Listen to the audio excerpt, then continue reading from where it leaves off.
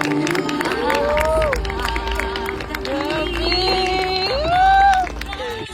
guys! Morissette! Galing mo! Grabe, grabe.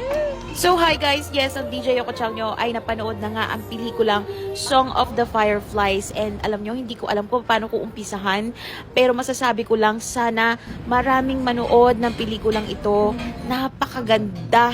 Alam niyo yung mababalik yung moment na nag-aaral ka pa in elementary, kung 90s baby ka, makaka-relate ka talaga dito. And syempre, kahit di ka naman 90s baby, parang nakakamiss kasing manood ng pelikula na it talks about hope.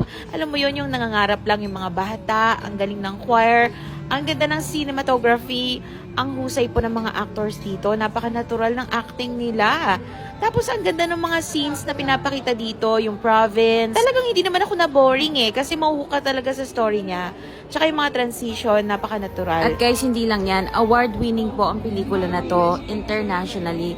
No wonder guys, kasi talagang napakaganda talaga. Kaya nga kahit ulit-ulit kong sasabihin at pinaka-OA na review ko to.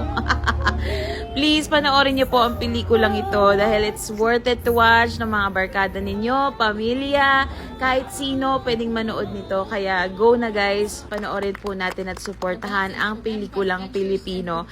Dahil patuloy tayong bibigyan ng mga kalidad na ganitong klaseng pelikula. Sabi nga nila, ang tagal na nilang ginawa ang movie na to dahil because of financial problem din, natagalan bago ma-put up. So ito na nga, finally nandito na. So suportahan natin guys at silipin ang pelikulang Song of the Fireflies. And of course, Morissette Amon, napakahusay mo. Grabe, napaka-natural ng acting niya. Wala talaga siyang makeup at na-portray talaga niya si Teacher Alma.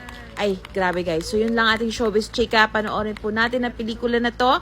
And thank you so much Media Exchange, TV5 sa pag-invite sa akin. Hi!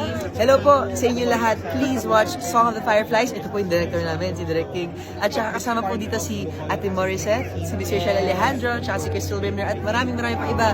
Pero other than that, kwenta po natin to, pelikulang Pilipino. Sana po panoorin nyo. Song of the Fireflies, June 25 in Cinemas Nationwide. Thank you.